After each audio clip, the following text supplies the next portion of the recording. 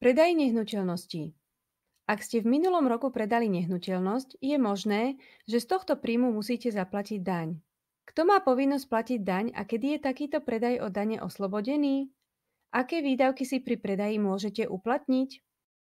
Pri zisťovaní, či je predaj nehnuteľnosti oslobodený od dane alebo nie, treba zistiť, kedy ste tento majetok nadobudli. Aký deň sa považuje za deň nadobudnutia? Ak ste majetok nadobudli kúpou, darovaním alebo zámenou, potom za deň nadobudnutia sa považuje zápis do katastra nehnuteľností. Pri zdedenej nehnuteľnosti musíte zohľadniť, či ste nadobudli nehnuteľnosť dedením v priamom rade, to znamená ako deti, rodičia, starí rodičia, vnúci. Potom sa počíta doba nadobudnutia odvtedy, kedy nehnuteľnosť nadobudol poručiteľ. No ako dedič v nepriamom rade, čiže súrodenec, synovec a podobne, musíte túto dobu rátať od dňa, kedy ste ju nadobudli vy, čiže smrťou poručiteľa.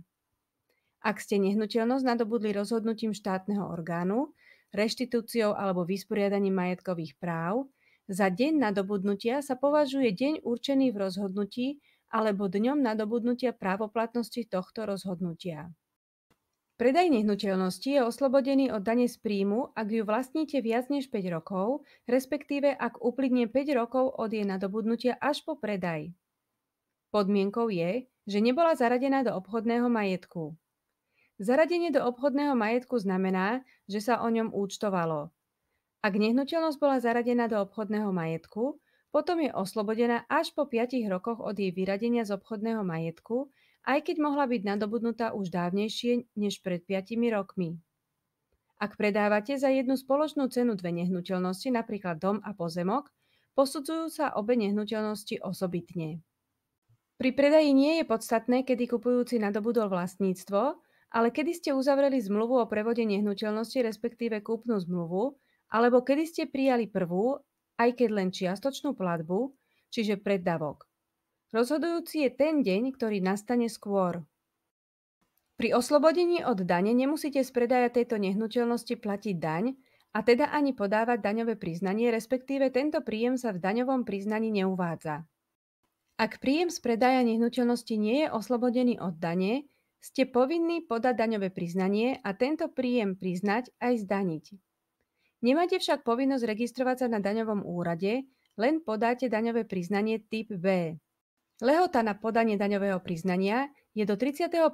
marca nasledujúceho roka, respektíve maximálne do 30. júna, ak daňovému úradu oznámite, že ste si túto lehotu predĺžili. Z príjmov z predaja nehnuteľnosti si nemôžete odpočítať nezdaniteľnú čiastku ani na seba, ani na manželku. Môžete si uplatniť výdavky, ktoré odpočítate od príjmu z predaja nehnuteľností.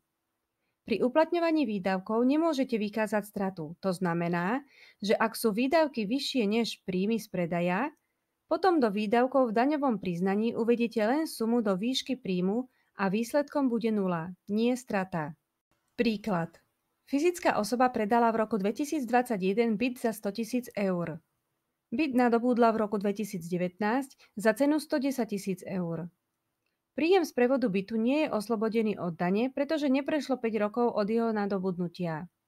Keďže kúpna cena je vyššia než predajná, v daňovom priznaní uvedie sumu 100 000 ako výdavky a 100 000 ako príjmy. Výsledkom bude základ dane 0 a daň tiež 0.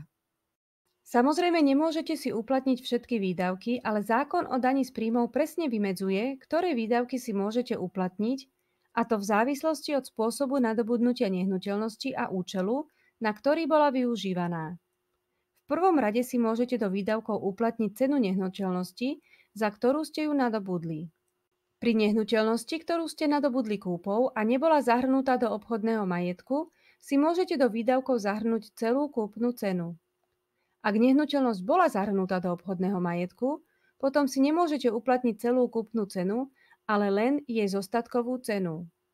Ak ste nehnuteľnosť nadobudli darovaním, nadobúdacou cenou je buď cena zistená súdnym znalcom v čase darovania, ak by darca v čase darovania neplatil daň, čiže by bol príjem oslobodený, ak by nehnuteľnosť predával. Alebo je to cena, za ktorú darca nehnuteľnosť nadobudol, ak by darca musel platiť daň, čiže príjem by nebol oslobodený, ak by nehnuteľnosť v čase darovania predával. Pri nehnuteľnosti nadobudnutej dedením je nadobúdacou cenou cena určená v uznesení o dedičstve. Okrem nadobúdacej ceny nehnuteľnosti si môžete uplatniť aj preukázateľné výdavky na rekonštrukciu, opravu a údržbu a ďalšie výdavky súvisiace s jej predajom, okrem výdavkov na osobné účely. Tiež si môžete zahrnúť do výdavkov úroky, ktoré ste zaplatili z hypotekárneho úveru, respektíve úveru na bývanie či stavebného úveru, ak tento úver súvisí priamo s predávanou nehnuteľnosťou, a aj poplatky súvisiace s úverom, poplatky za vedenie úverového účtu, zriadenie záložného práva a podobne. Manželia, ktorí predávajú nehnuteľnosť v bezpodielovom spoluvlastníctve, si môžu tento príjem rozdeliť podľa vzájomnej dohody, alebo ak sa nedohodnú inak, každý rovným dielom. Potom aj výdavky si rozdelia rovnakým pomerom ako príjem. No ak mal niektorý z manželov predanú nehnuteľnosť v obchodnom majetku ako posledný, potom musí on zdaniť celý príjem a uplatniť si aj celé výdavky. V podielovom spoluvlastníctve sa do príjmov a výdavkov zahrnie podiel podľa spoluvlastníckeho podielu.